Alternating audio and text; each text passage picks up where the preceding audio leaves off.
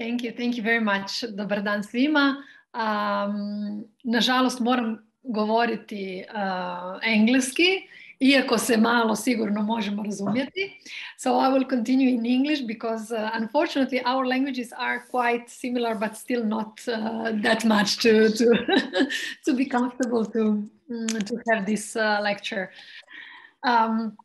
First of all, let me thank you for this opportunity. I'm really excited to share with you some of my thoughts on this really important task that we as heritage professionals have in both fields, the museum and the intangible cultural heritage, safeguarding, so both the tangible and intangible.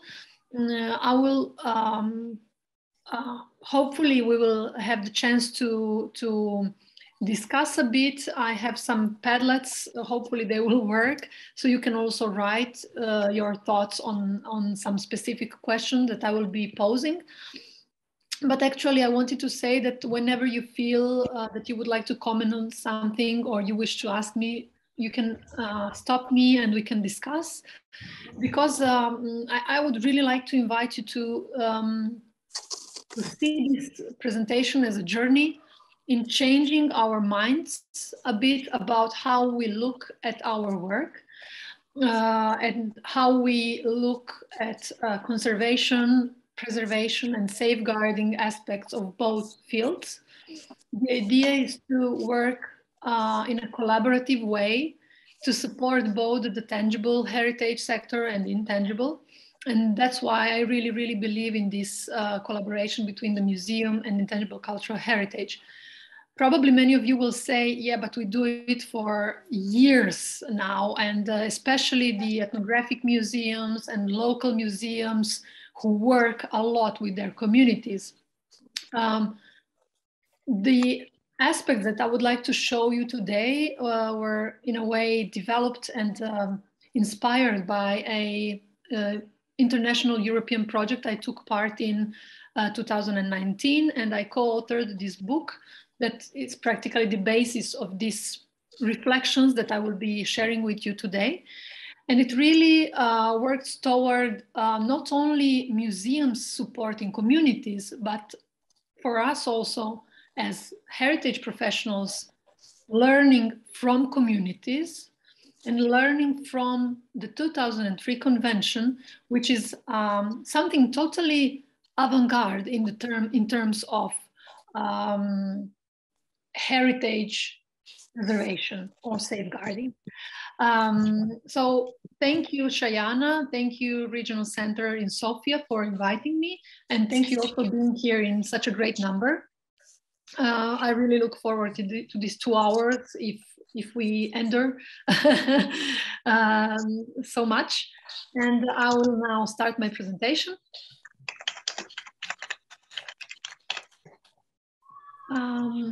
Just a second to share it. Can you see it? Yeah. Yeah. If I put it like this, still fine? Right.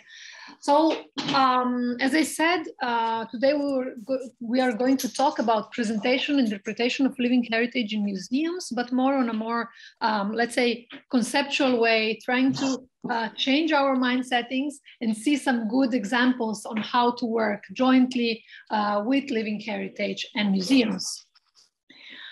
My name is Tamara Jeric. I'm a curator, a senior curator, but also global facilitators, well, a global facilitator, part of the network of UNESCO facilitators, working with the 2003 convention since 2017 for the network.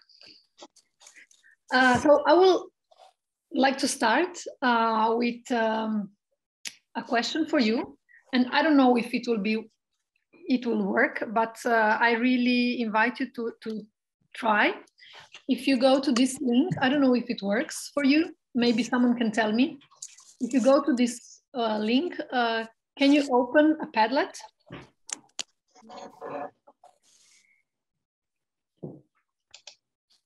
So does this link leave you to another site?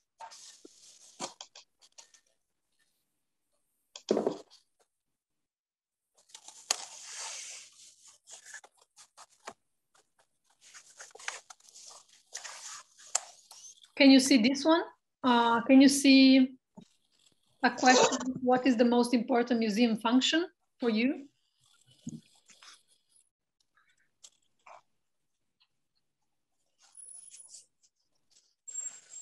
Does it work, the link? Can you please share the link in the chat box? We cannot enter it. Okay. We need it. If you can put it in the chat, then Yes. maybe we can. Thank you. I will do it right now. And then I will share the Padlet. Sorry, I'm not, it's not easy to, to juggle. Okay, so maybe if you try in the chat and we can go to the Padlet just to see how to get the responses, and I will share my screen again.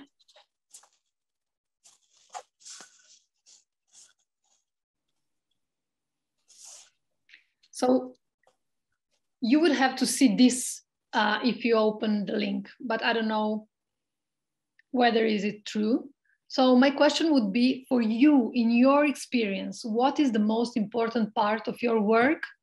And this is related to the museum officers here with us today.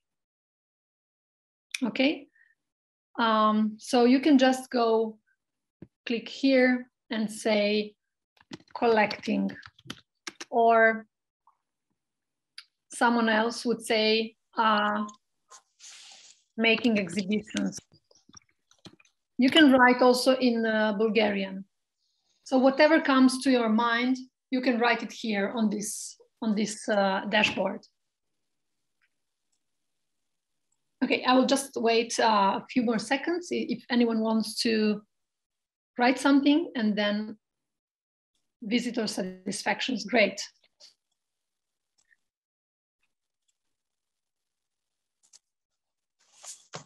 Maybe something more, education, great. Telling a story, to discover new things about the past, because without it, there is no future. Great, thank you.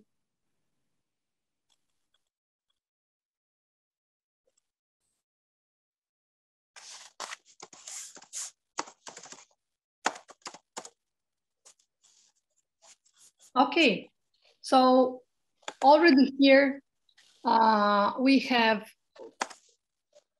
популяризиране, образование и представяне. Okay.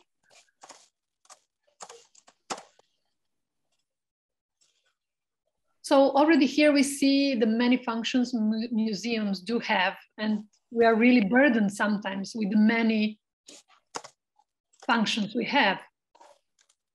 Collecting objects, studying the objects, making exhibitions, telling a story about it, educating and making visitors satisfied. It really is a lot of work to do. So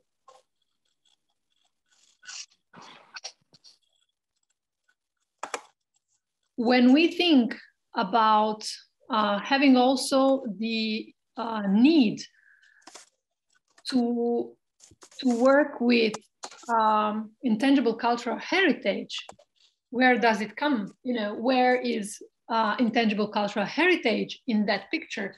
Is it easy to have all these functions within our museums? So my second question for you would be, and I will put it in the chat, what is the most distinctive characteristic of intangible cultural heritage in your opinion?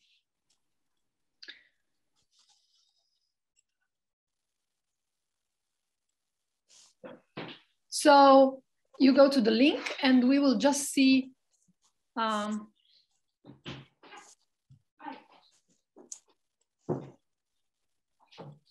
what do you think?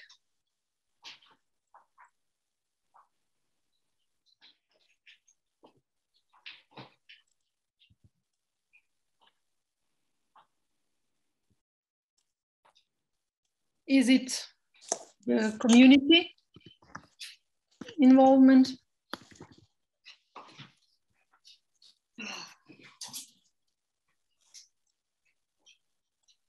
Is it maybe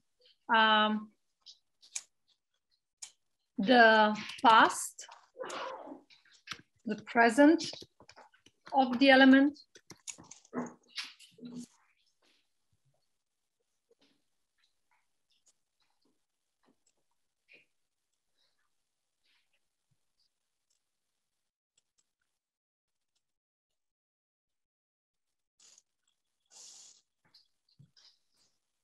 Okay, I will wait a few more seconds. Probably you have to switch to this and to the presentation. So,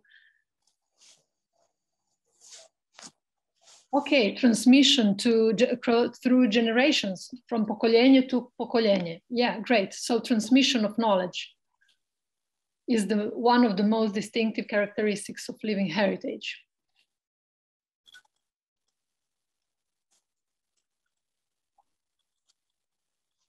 Maybe anything else?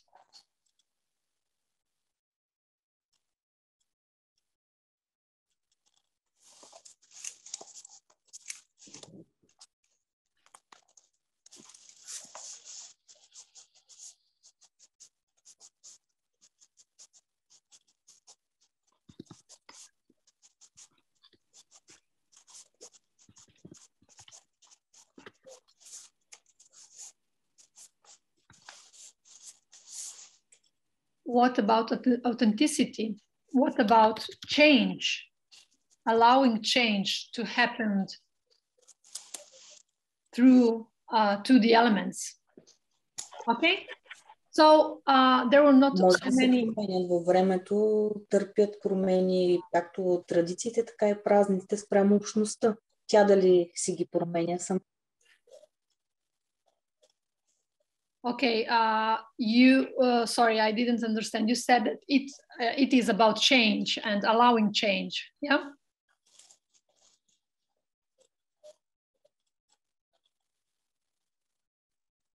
Who was talking? Sorry.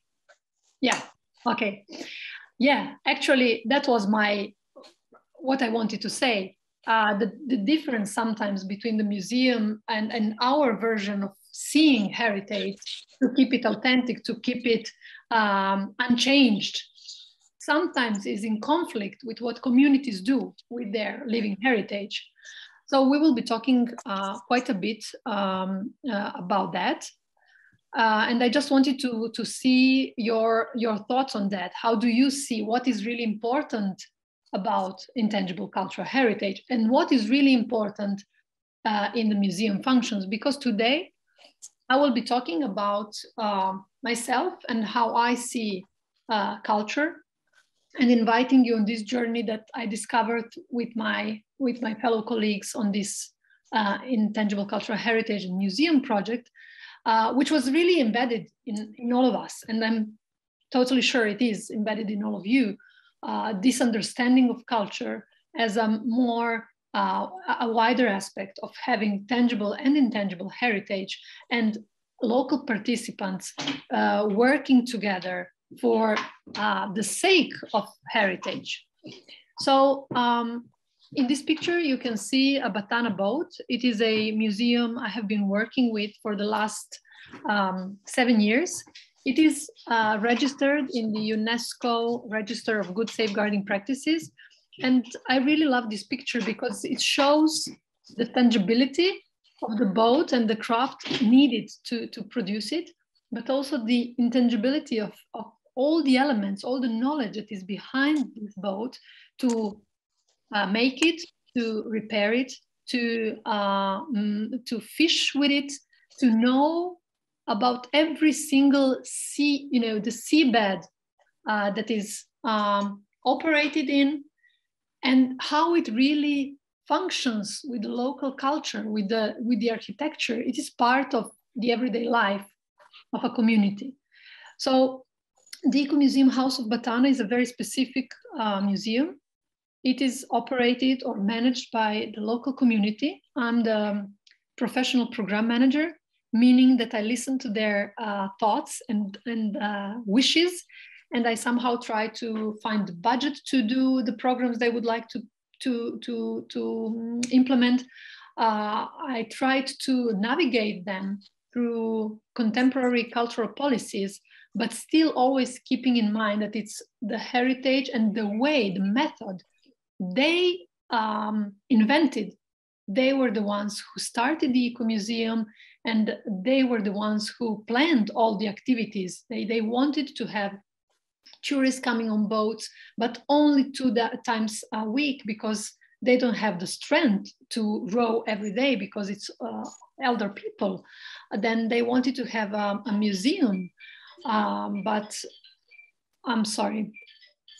But they, in a way, wanted it to be more open to society. You know, you could come there and put your own object and your own interpretation in it, and that's what they want. They didn't want to have another local museum in there. I'm sorry.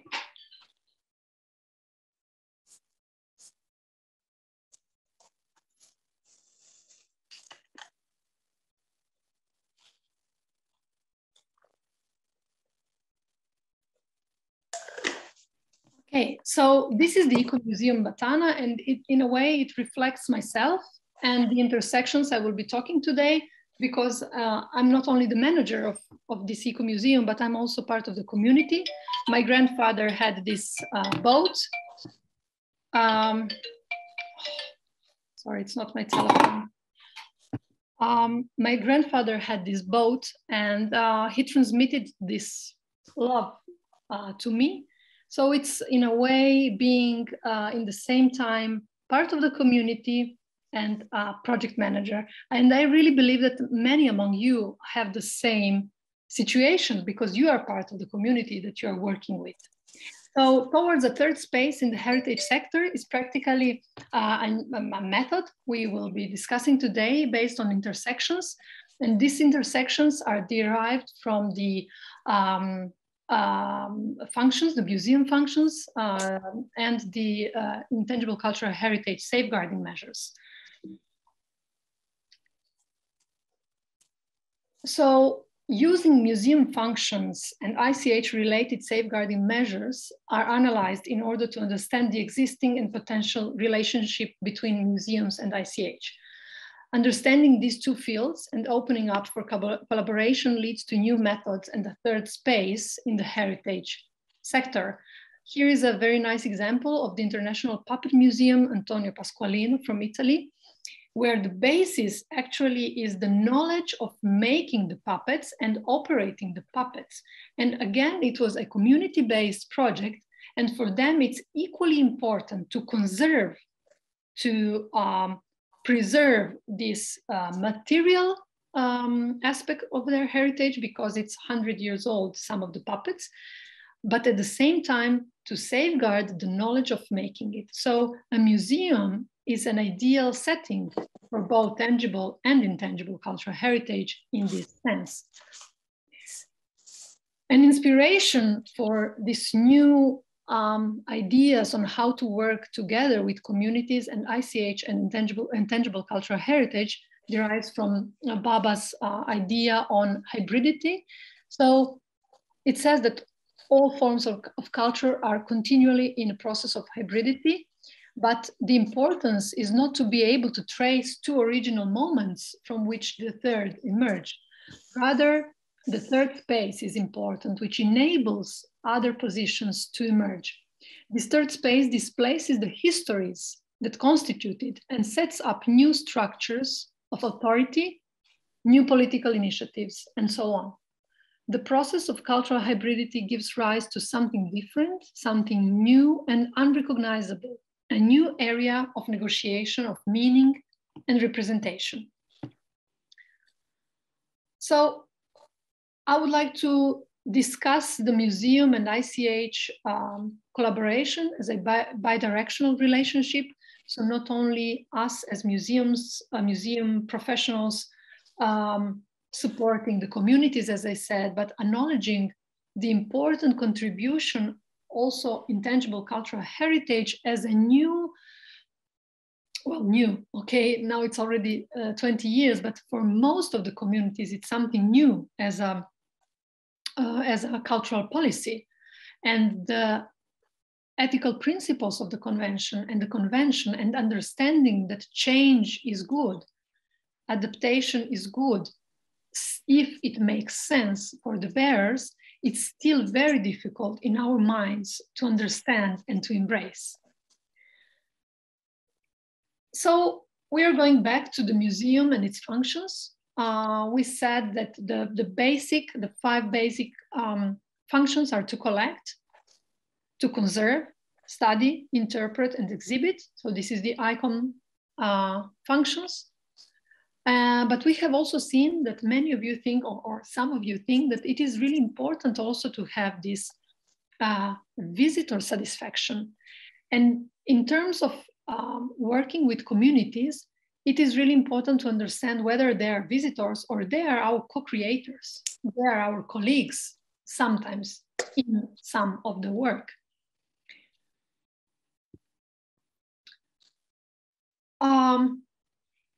The definition of ICOM, it says that a museum is a non-profit permanent institution in the service of society, open to public, which acquires, conserves, researches, communicates, and exhibits tangible and intangible heritage. So already in the last 10 years, after the 2003 convention, ICOM and the museum sector has embraced intangible cultural heritage, but very often only on a nominal basis. Actually, I have seen from the survey that was shared with me that many of you have policies regarding intangible cultural heritage. And I would be really happy if any one of you would like to share how are these policies set? How did you discuss it? Were communities engaged in this? So already now, maybe if anyone wants to share, it would be really, really good to hear about, yeah, Bojan Damjanov, maybe you would like to say something? I'm sorry, you have your... Oh, sorry, Bojan. So if anyone wants to share about how the policy was established in your museum related to intangible cultural heritage, please just share it with us. You can talk in Bulgarian, please do. What I can say that in the Ethnographic Museum of Istria, where I work in 2011, thanks to the, I would say, really remarkable person of our director, she quite soon understood how important the new convention is, and we established a separate body, if I may call it so, the Center for Intangible Cultural Heritage of Istria, which is a region in Croatia. And since then, we were mostly dedicated to documentation, but also supporting communities with promoting their heritage, so making exhibitions and different events related to, I don't know, storytelling, the culture of winemaking, and so on and so forth. So we have a specific department within the museum who is dealing with intangible cultural heritage. Nevertheless, all other colleagues still work on topics of intangible cultural heritage, trying to include in their exhibitions.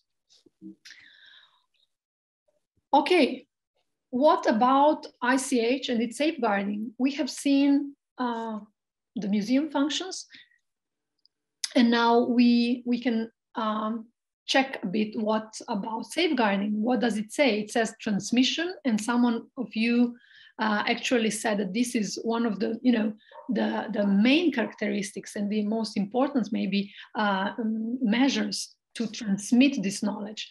I added here that it is constantly recreated, provides a sense of identity, provides a sense of continuity. So we do trace intangible cultural heritage in the past, but it is important in contemporary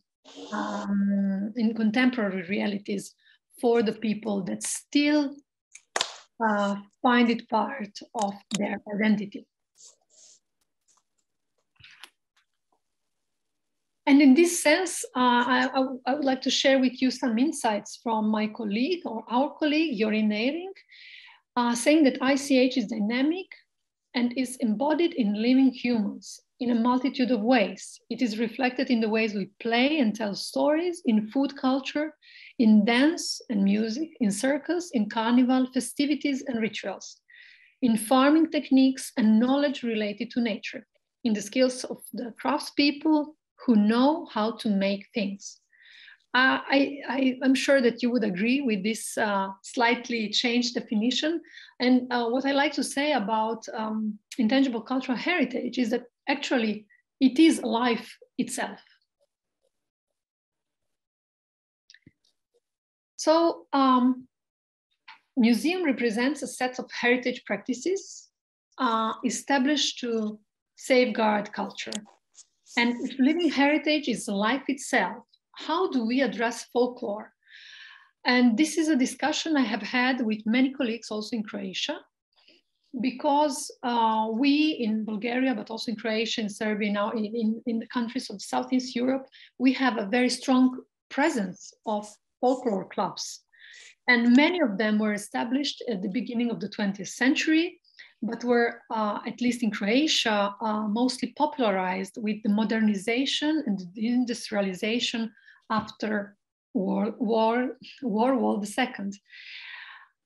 But as we all know, there are differences of the staged culture and of the living heritage.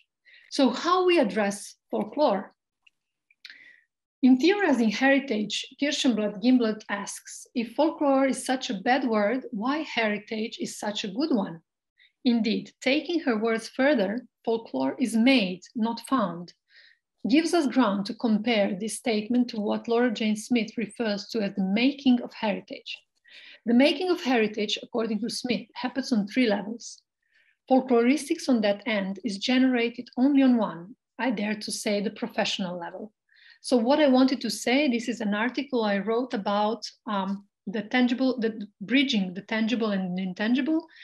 It is actually that I found folklore as a good safeguarding practice rather than ICH as it is.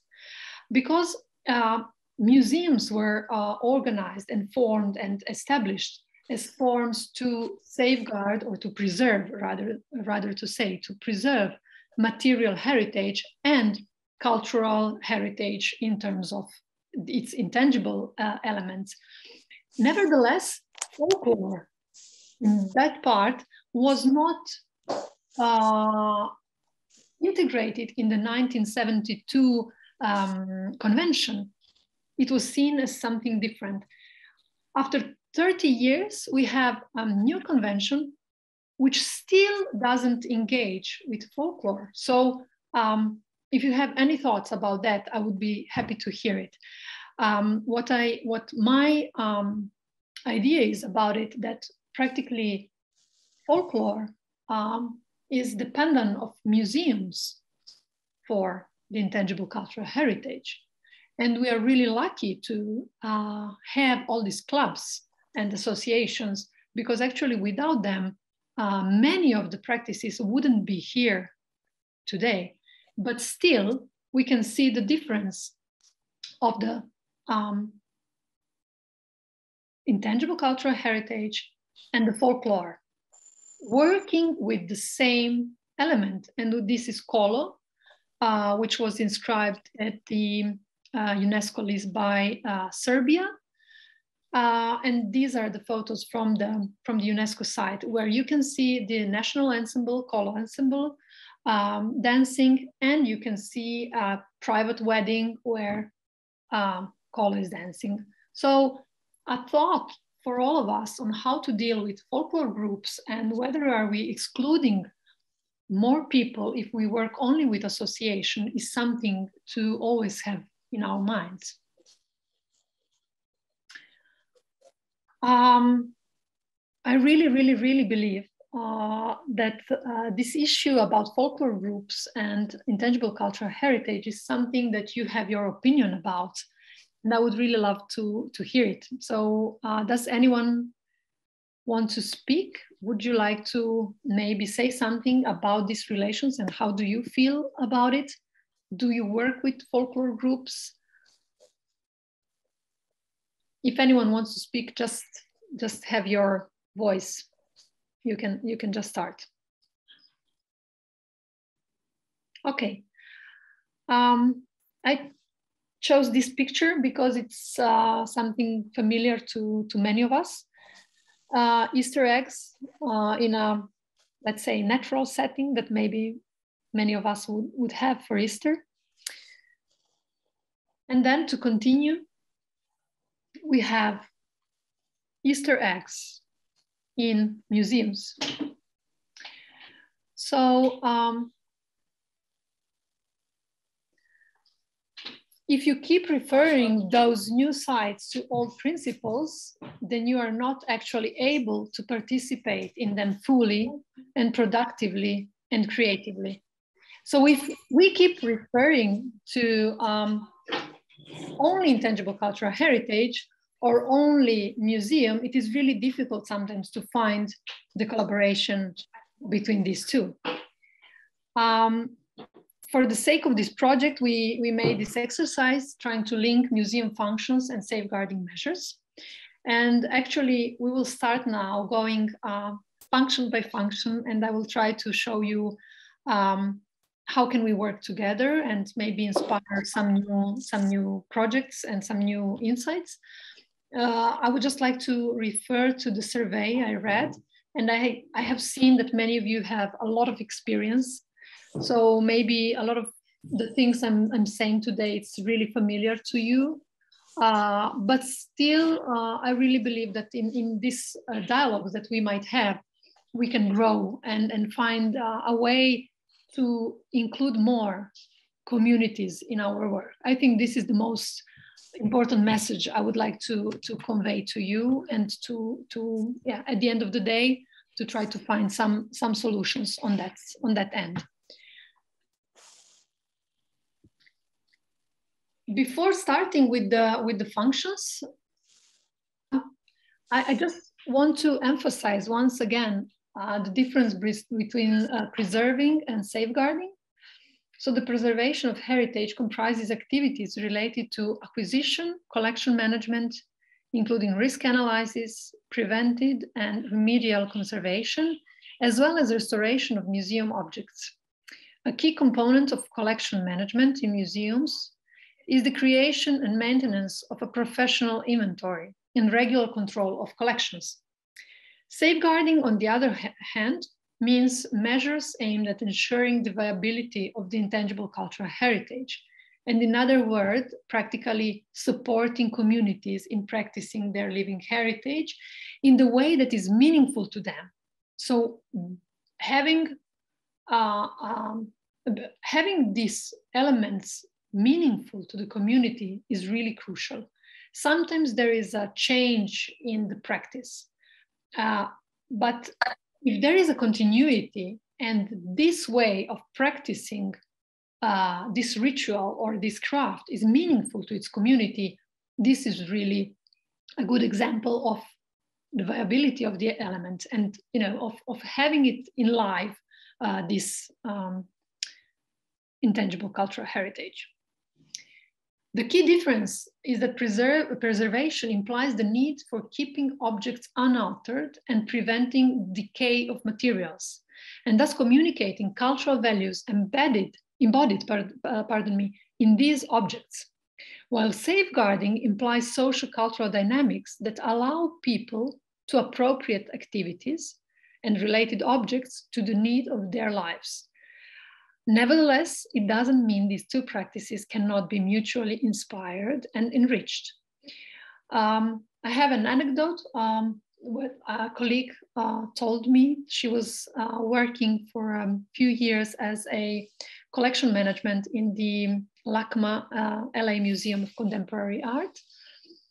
They had a big collection of artifacts from the Indian community. And the community was allowed to come every day, to check how they work with their sacred objects. And they didn't allow any conservation to be done on these objects. And at some point it was really difficult to because they would come and took some of the take some of the objects from the collections and then burn it because of different rituals they wanted to organize in the museum. At some point, it was risky for the rest of the collections to be infected. So these colleagues said, we asked the communities at the end to just take the objects. It's fine, we can have this repatriation and you can use it. And then the community said, no. We really want them to be safeguarded or preserved within the museum. So these kind of dynamics are happening. And I think more and more will be happening also in sorry, I didn't see the messages.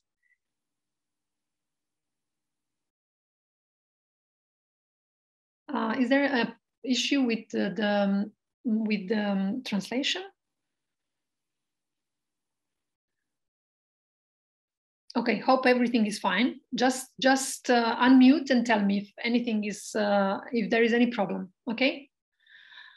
So you see that these things are happening and the museums are opening to allow people and communities to work with their objects. This is maybe something that still is not present in our museums. Maybe it is, you can tell me. But at some point, we really in the museums have to draw a line and say, this is really harmful for the rest of the collections. And then communities can decide whether to obey the rules of the museum in terms of, climate and chemicals that are used to prevent the decay of the materials, or they can just say, no, we will take it back because it is really important for our community. Here is the intersection table. I will talk till the end of the presentation, and you see how we identified these linkages. So on the left side, you have the museum functions, which is acquisition, conservation, research and study, documentation, communication, education, living collections, and capacity building. So this is from the ICOM Code of Ethics, different functions that museums work with. And on the right side, you have identification, so safeguarding measures, identifications, ICH related objects, because in the definition we say that it is about practices, but also related objects. So we combined it with conservation and to see how communities work on safeguarding related objects and how conservation does it in terms of museological practice. Then research and study, which is the same, but there are different methodologies used to research in the museum context and in the intangible cultural heritage sector context. So how to combine these two? When we go to collection and acquisition and identifying, we detected collaboration with communities, groups, and individuals as a subject to work with, culturally sensitive objects, field collection, and working collection.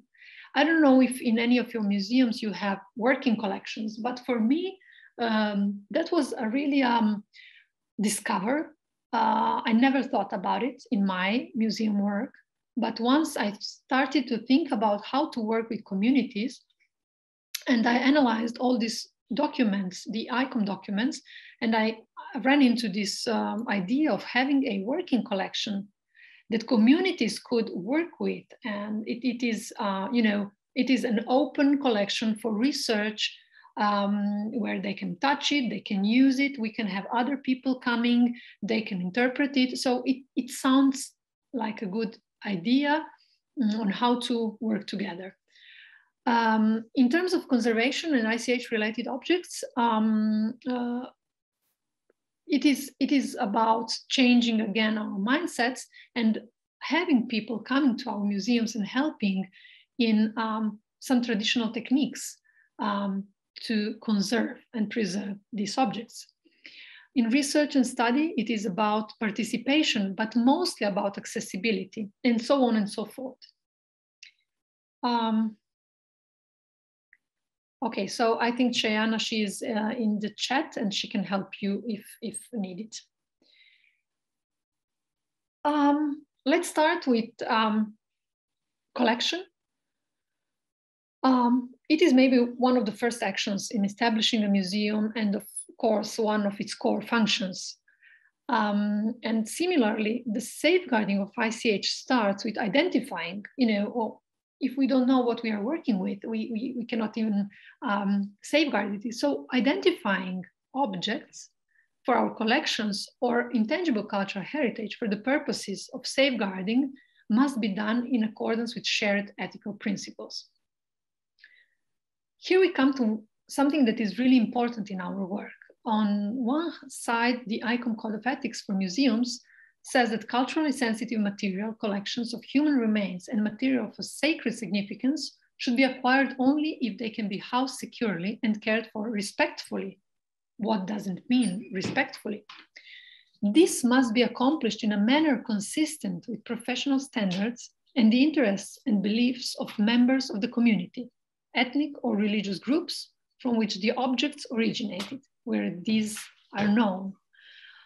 We see this very, very direct communication with intangible cultural heritage, with the communities knowing and identifying with these objects, and it is already in the ICOM Code of Ethics. Working with culturally sensitive objects as well as everyday objects and knowledge about their use require collaboration with community groups and individuals. So ICOM Code of Ethics says about sensitive heritage, and we on the other side from the intangible cultural heritage say, yeah, everyday objects are also connected with people that use them. And it is really important to have this collaboration, not only to know the story, but to be sure that it is fine. These objects are in the museum and are presented. When acquiring objects for collections, we at the same time can identify ICH with free, prior, and informed consent. So as I said, when trying to combine these functions and the safeguarding measures, we can really think about, we are going on the field and we are acquiring, a glass object. And at the same time, we use that time to use our own scheme, the inventorying list, and work with the communities at the same time when acquiring the objects. So it can be a bi-directional way, and we can really learn not only the basics that we need for the ID of the object, but also about what does it entail, what does it mean to the community, how was it transmitted, and so on and so forth. I said already about the working collections, and which are really an inspiring opportunity. When we talk about the ethical principles for safeguarding ICH, I really encourage you to consult the UNESCO webpage, and you will find the 12 ethical principles. I have used only 2, which directly concern the object part of the presentation. And it says that communities, groups, and where applicable, individuals should have the primary role in safeguarding their own intangible cultural heritage. So nothing can be done with their objects or with their knowledge without the free, prior, and informed consent. All interactions, another ethical principle says that all interactions with communities, groups, and individuals who create, safeguard, maintain, and transmit ICH should be characterized by transparent collaboration, dialogue, negotiation, and consultation, and contingent upon their free, prior, sustained, and informed consent. What do all of these words mean? It is really important not to just ask, would you like to give me some information on this and this, but to inform our informants or our collaborators for what will this information be used, and be sure that they really understand the consequences of sharing this knowledge with us, with the museum. When talking about conservation and ICH-related objects, specific museum functions such as these two seem very distant from ICH as a continuously changing practice. This is because, as we said, the main aim of conservation is to keep an object as authentic as possible, leaving little space for actual enactment of objects in various practices.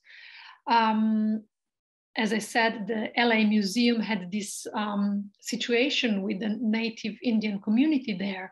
But at the end, it turned out fine because they understood how important it is to have their objects in the museum. But if we approach conservation as a continuously evolving learning process, then ICH can be a vital source of specific knowledge and skills supporting preservation process in the museum. And here is a very nice example. This is from an interview I did with Leontine Meyer van Mensch. And she says, I truly believe preservation is not at all about statics and fixation anymore, especially if you apply indigenous or in situ conservation policies. And here I found Janet Marston's words very inspirational. Museums ethics of the 21st century does not prioritize the institution's responsibility to objects above all else. So museums, and we have seen it from the first exercise we didn't even talk that much about preservation, conservation, and collection of objects, but more about telling stories, educating, communicating with our public, and between ourselves as well. So this is an inspiring example of restorator, sorry for my bad language, in the Amsterdam Museum, who very often invite different community groups, especially while working on crafts, to come in their laboratories and help in conserving some specific instruments or objects that were done by traditional techniques. So this person who was academically also educated is now learning, and is, as Leontine van Mensch said, it is really about not about fixation, but is a learning process, not only for the communities, but also for us as professionals. We can learn new ways. For example, in our museum, we have the problem always with the bagpipes. So they thought that they told us, the community, you need to have some kind of grease to put it on the skin, the lamb skin, to keep it moisturized. Okay, so this kind of very simple, maybe ideas can help in safeguarding intangible cultural heritage within the museum, but also preserve the objects. Museum specialists undertake research. So now we are on the third already intersection, and it is dealing with research and study. It seems like quite straightforward, and it's, research, but there is this huge question of accessibility. And if we are honest to ourselves, very often we do research, we come back to the museum, we do an exhibition, maybe we even promote it and we invite those people, but maybe something more should be done. And accessibility to this research in a way which would be understandable to communities is a new intersectional possibility for us as museums to work with intangible cultural heritage. So sometimes it's in non-European or in our context, maybe the rural collections, we gather the information far away from the very museum building. And sometimes it was difficult to just go here and there and discuss with the communities if they agree with our findings, with our interpretations. So this repatriation also of knowledge is something that can be done as a new approach to intangible cultural heritage. So maybe the topic won't be intangible cultural heritage, but the method of working and studying is derived from the 2003 convention and this need to have research accessible to communities. It is not only the 2003 convention that talks about the need to ensure accessibility, but it's also the ICOM Code of Ethics who invites to the collaboration to collaborate with communities, making collections and all relevant information accessible. Operational directive of the convention 85 recommends facilitating access to results of research carried among community groups and individuals. So this is another, as I said, opportunity for museums in their local communities to prepare, for example, publications understandable to communities, groups, and individuals, even if it's a subject which is not related to the museum. But the museum in small communities is an institution which is really regarded as the axis of the cultural life of a community. And so the duty and the need for its communication with the community is even greater. We have come to the fourth intersection, which is about the documentation in the museum context and inventorying. And standard museum practice requires a full identification and description of the objects in their collections, and most frequently use object ID as a standard.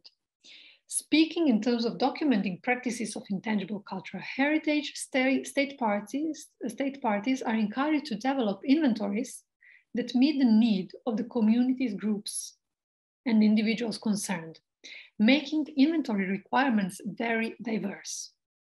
I will now try to, the next question and the last, I promise, on Padlet would be to discuss a bit your experience with inventorying ICH, about your experiences, but also the use standards. What kind of questions did you use?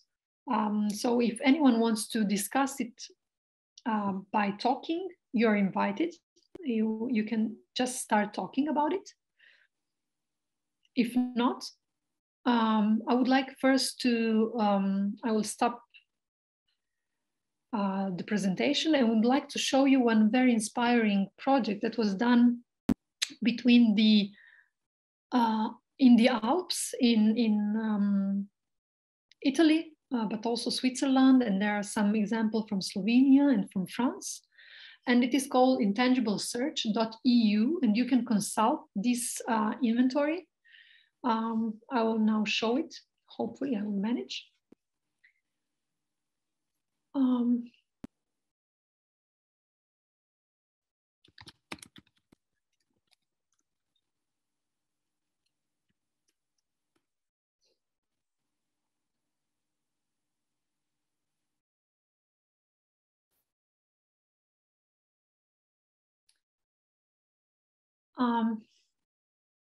Can you see the Intangible Search website? Okay. Yes. Yes, thank you very much. You will see the inventario, but you have it also in English and in other languages. I will just like to show you how it works.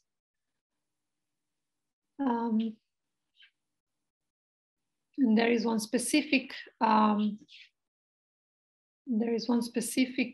element I would like to show and maybe discuss a bit, because it is concerned with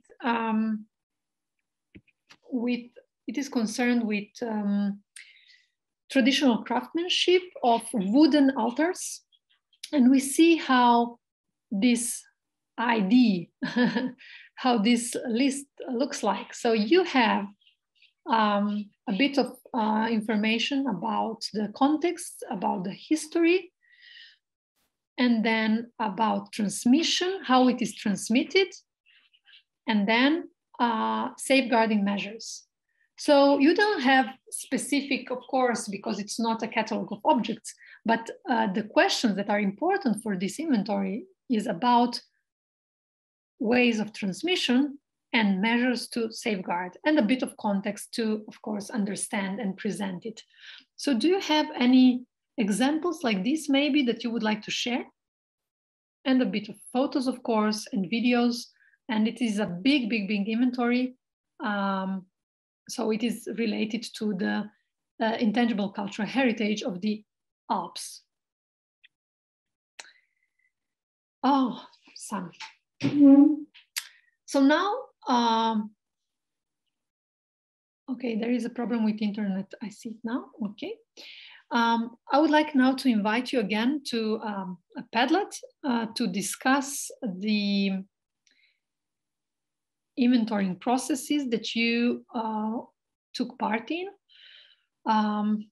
Just a moment to give you the link where you can find it.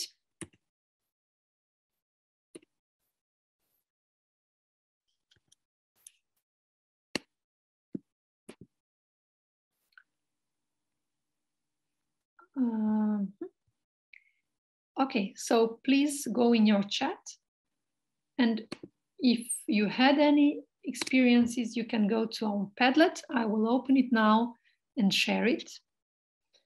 And we can just shortly discuss. I have already put some ideas there.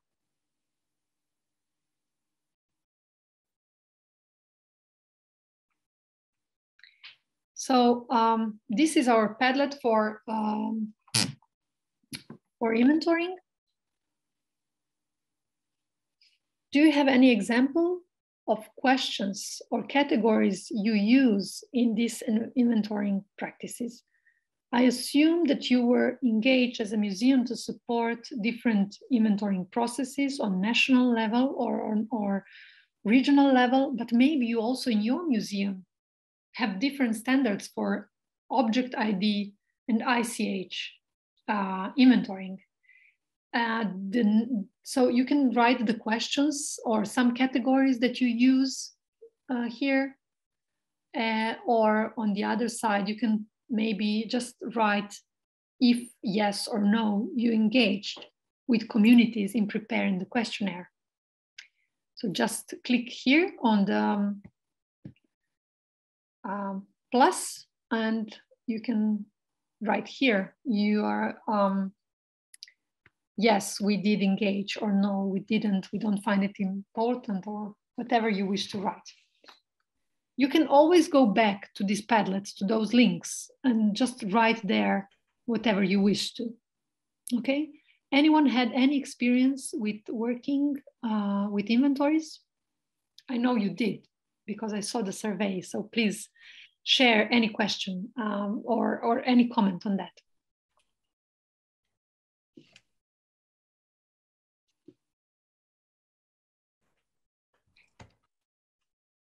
For me, it is also important to learn from this experience. So I'm really interested in how it works in Bulgaria. And maybe if you don't know each other, you can share different experiences here, and you can later on collaborate, because probably there are also people from the intangible cultural heritage sector here and from the museum sector.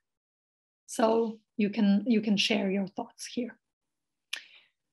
Hopefully in the future. So hopefully someone is hoping to work on inventorying, and that's really, really great. And I hope that maybe this presentation will encourage you to work with your communities, because what UNESCO says actually is that it doesn't have to be one national inventory. You can work with your own communities and just make an Excel and document whatever they find and what is important for them. You see that it is anonymous if you write on the wall. So please just click on the plus button and write, yes, I did engage, or no, I didn't. Or if nothing happens, I will tell you one experience I have, and you can continue writing.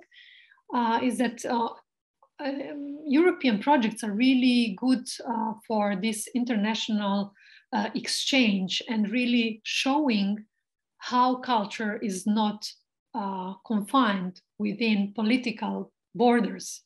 So we in the Eco Museum Batana had different projects with our Slovenian partners and Italian partners with different museums. And in two projects, we developed something which is called Virtual Museum of the Sea. And we wanted to inventory different aspects of maritime heritage. We had not only buildings, so built heritage, but also intangible cultural heritage. It's not the same as what we see within the Alps because it is dedicated only to intangible cultural heritage. The experience I had, it's with maritime heritage in general. So we listed different aspects, intangible heritage, boats, different museums working with maritime heritage because we wanted to map a bit what is going on with maritime heritage. And of course, our specialty in that field was intangible cultural heritage. Okay, so no thoughts on inventorying. I hope it doesn't mean that you didn't have any experience of that. It's just that you're maybe shy to share your thoughts on that.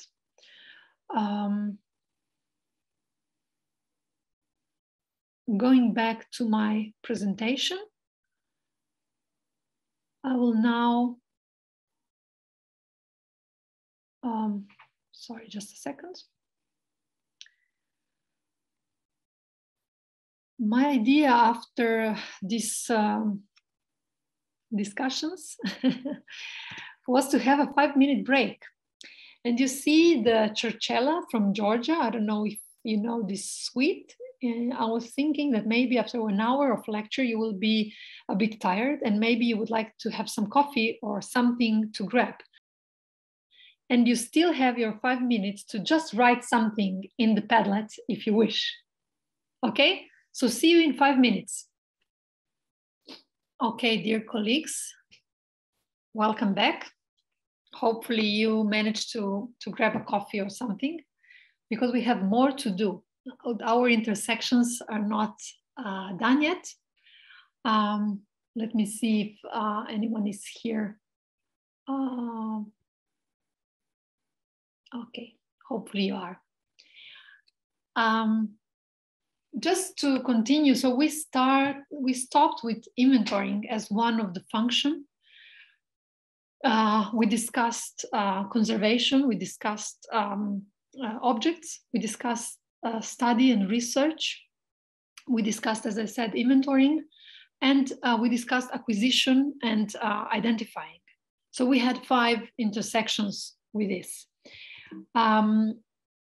What the next part of the lecture goes into is more about what one of the colleagues said at the very beginning, making the audience also satisfied and happy and you know, reaching our social function of the museum. And so the next intersection is communication from the side of the museum and awareness raising as one of the safeguarding measures promoted by the convention. So museums communicate through exhibitions, events, publications, different activities. But when we talk about communicating about ICH, what do we mean? And what is really important to communicate when talking about ICH? So on one side, yes, we promote one element. It can be the colo dance, or it can be Churchella, as I just showed. But why? Why is it important? What are the messages that we wish to convey? What is the importance of ICH? So museums do play a vital role in promoting ICH and raising awareness on the existence, first of all, of ICH, because many people don't know really about these terms and they find it, as I said, part of their lives. And they don't even think about the importance of its transmission. So the existence and the diversity of ICH, promoting also intercultural relations and understanding. The value and function of ICH. ICH really has a value and a function within the communities that we will also see in terms of management of natural sources.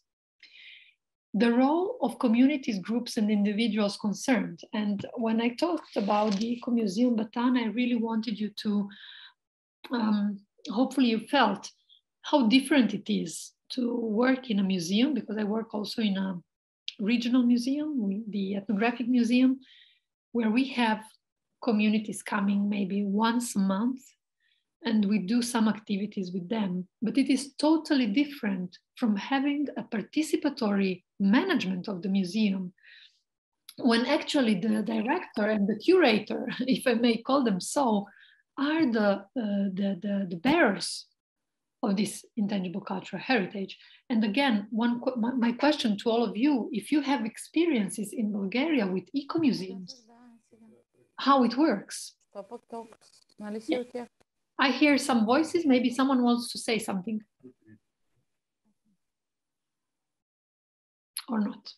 Okay, so if you have experiences with eco-museums, do you think it can be a good model to work with communities and, you know, having the museum functions? And finally, museums can raise awareness on the threats and risks to the viability of intangible cultural heritage. And I think this is something that we often forget. We forget to talk about the threats to the viability of ICH, and museums can really play a big role in sensitizing audience. Here I have one example of the Musée de Gruerien, which is a Switzerland. It is in Switzerland. It's a Stadtmuseum, and it was the museum selected the theme of urban life for a competition related to local paper cutting association. So it is a tradition of paper cutting, but the museum was involved with the association, and they established this theme for the competition related to urban life. So with this unconventional theme for paper cutting participants led to innovative and non-traditional work for the competition. And it reached out to young generations and is helping still in safeguarding this craft.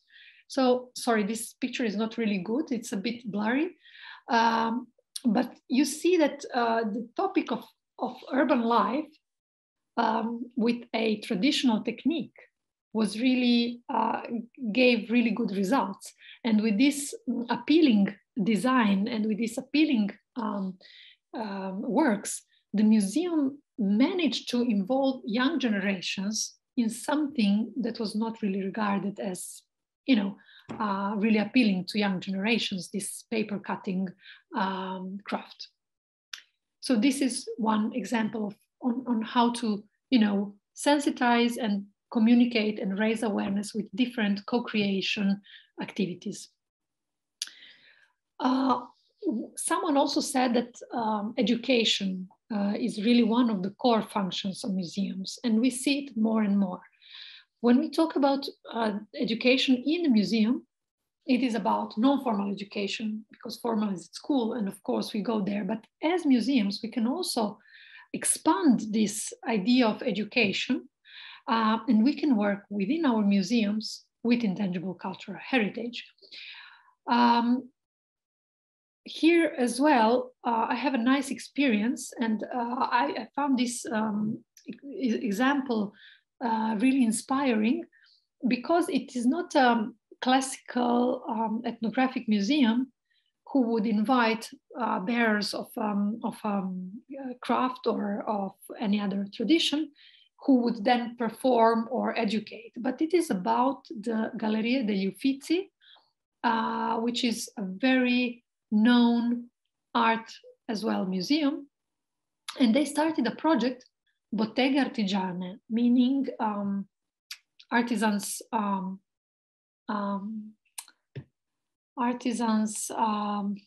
store or something like that.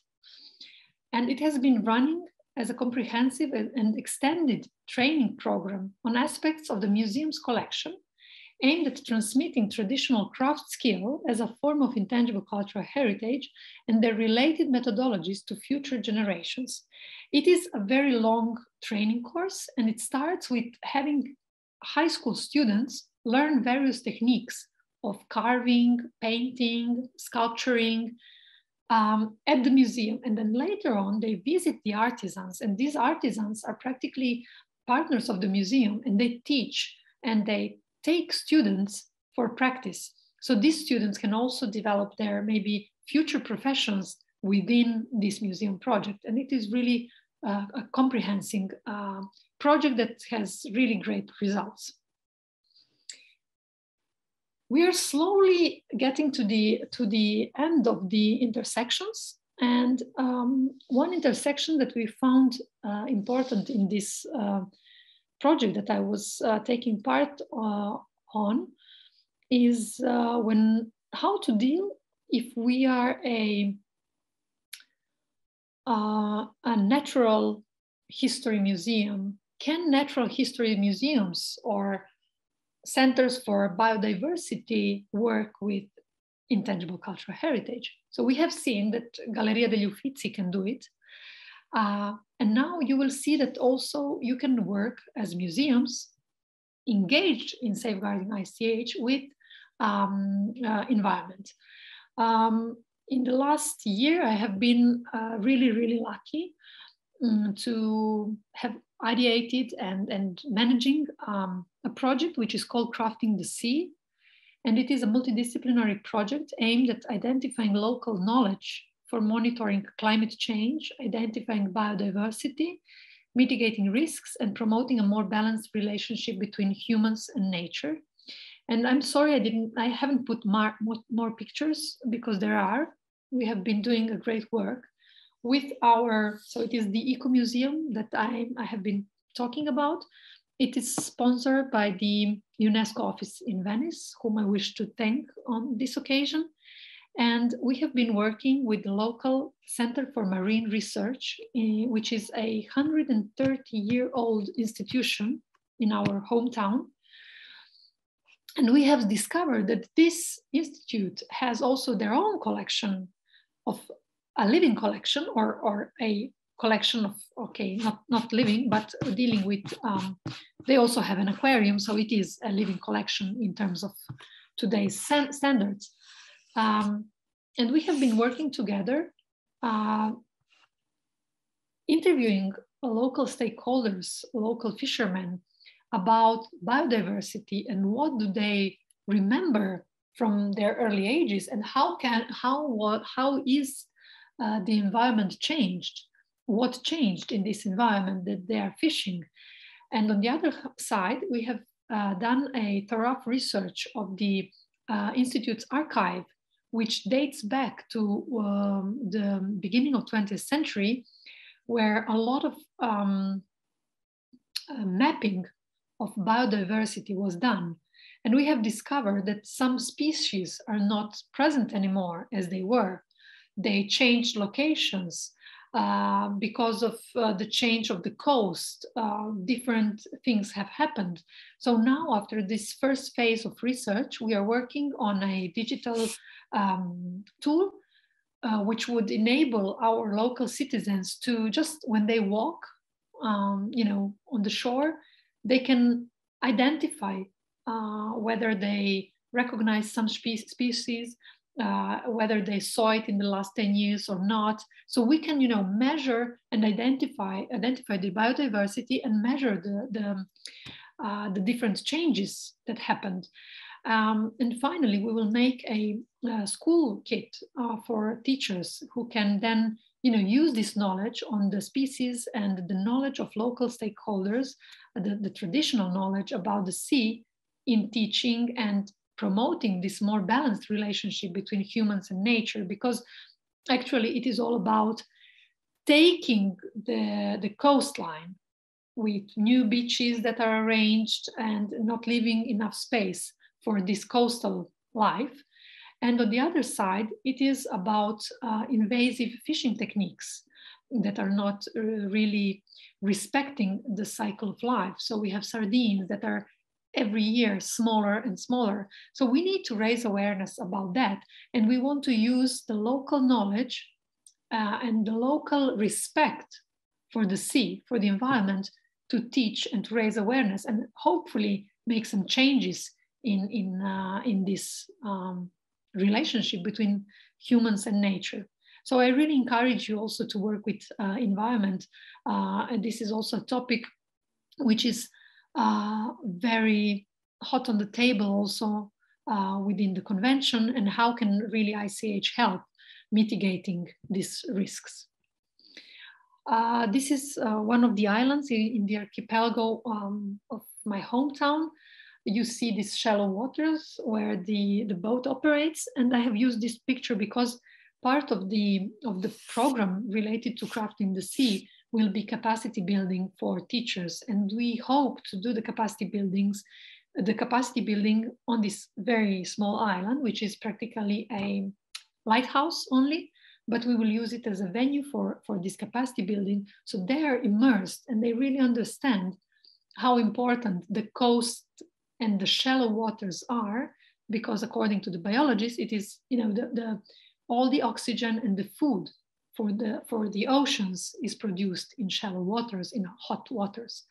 So when talking about capacity building, it is our 7th or 8th, I'm sorry, I didn't count, intersection. And it is the same when we talk about building capacity, what we are doing today, of course, within the museum sector, as well as the intangible cultural heritage sector. So the ICON Code of Ethics promotes training of personnel on an ongoing basis in order to maintain an effective workforce. It can be about ICH, but it can be also about digitization. You will be having great talks about interpreting heritage, about digitization, about documentation. So we really need to train ourselves and trying to keep the pace, you know, with the fast moving and fast changing society and our workspaces and our work environments. On the other hand, the Intangible Cultural Heritage and Museum Project, and the 2003 Convention also promotes capacity building related to ICH, and it is aimed not only for communities, groups, and individuals who transmit this knowledge, but also heritage professionals. So we are also invited to, you know, to build our capacities and to learn more from these different aspects. So in the Intangible Cultural Heritage and Museum Project, or IMP, can be seen as a good example of capacity building, which complies with intersection methodology promoted in this book, in this presentation, by bringing museum professionals and practitioners together, fostering dialogue and co-creation activities. So IMP made a step forward in accommodating ICH in museums in a meaningful and beneficial way for the different stakeholders involved. So what is IMP? As I said, I had the privilege to work with this group of people, and you can check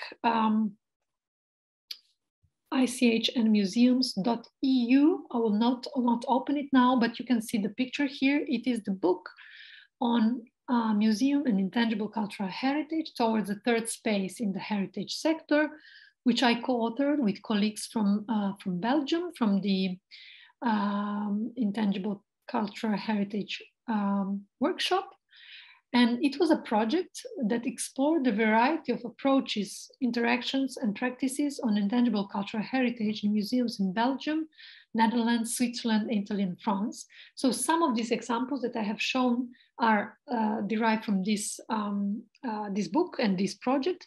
And I was involved to actually propose a methodology and to write this book. And so I came to this idea of the intersection, which is nothing new, but with the help of the project and all these great examples that we had with Galleria degli Uffizi, Gruerien, and many others, that you can download the book and you can see everything, you know, all the examples on this link, ichnmuseums.eu. I really, I'm really lucky because it opened the door for many relationships with the communities, and it really works on how can museum assist in the safeguarding of intangible cultural heritage while working alongside its practitioners. So not alone, but together with our practitioners, with our colleagues, with the bearers, safeguarding or preserving objects or promoting ICH and learning from ICH, from the convention, about the changeable nature of ICH and maybe apply some of this knowledge and some of these aspects to our museum practice. This beautiful picture to relax our minds in the green fields of our screens. I really invite you to, I would really appreciate if you want to comment on any of the questions I raised on the issue of ICH and folklore, on the issue of ICH, when we talk about, maybe I forgot to accentuate it enough. One thing that concerns me, and I'm also part of the steering committee of the ICH NGO Forum, it's the discussion with ICOMOS on the intangible dimension of tangible. And I don't know if you have encountered this problem or this issue, but it actually relates to the problem of the tangible sector, the management of sites, but also museums and objects, who started to use the idea of the intangibility, the intangible dimension of object. And sometimes people are confused and think this is the same thing as intangible cultural heritage. It is not. Of course, it has some elements because the intangible dimension of object, it relates to technologies and practices used to produce these material items. But we know that intangible cultural heritage is much, much more. And it's something that really relates to people, relates to their lives, and has a continuity, but has a meaning today. Sometimes some knowledge about how to make an altar in a church, there is a meister, someone who is really knowledgeable and knows how to do it, but the rest of the community doesn't really engage and doesn't really, you know, so this can be seen as intangible dimensions of objects and the story related to it, but sometimes this is not enough to be considered as intangible cultural heritage. So yeah, if there is any comment, any question, I'm here for you. If not, I think we are finished for today.